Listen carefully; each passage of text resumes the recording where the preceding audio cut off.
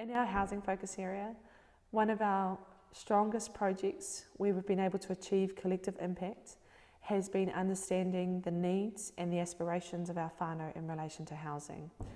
We trialled a warrant of fitness checklist, and now we've been able to design a unique home assessment that addresses the critical issues across our communities of Ruapehu, Āhuru and Whare. To understand those needs and now to address those needs, we are working alongside others in our community, including our district council and especially our hauora, our health kaimahi.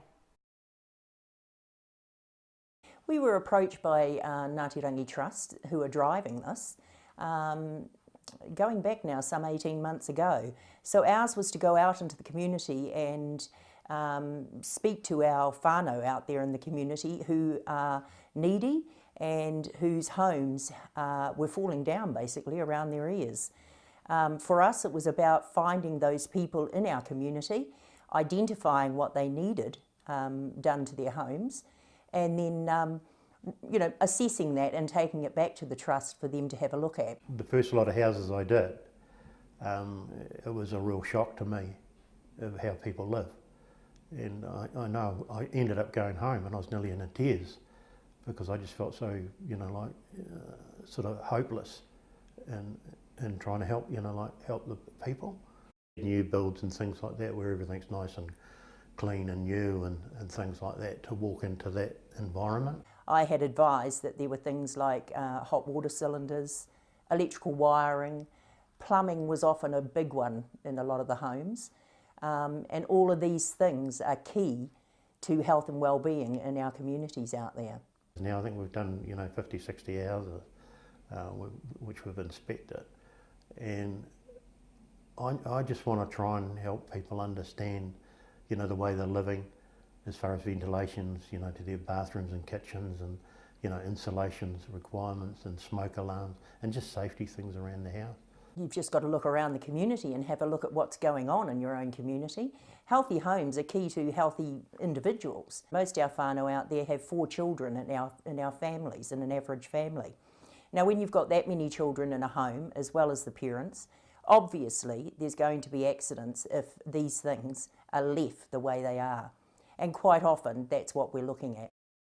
We went into the house and she had the dryer in the lounge going, and the dryer creates moisture in the house, and it was almost hard for us to breathe in the house. And I started doing my assessment. I went into the bathroom. The bathroom window was nailed shut. There was mould on the walls and ceiling.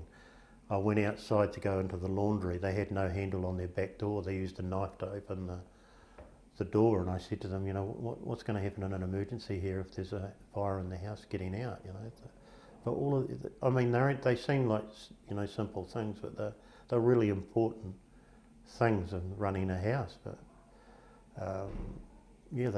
they had a fireplace there, but they weren't using it. They couldn't afford wood and things like that, and had this dryer going.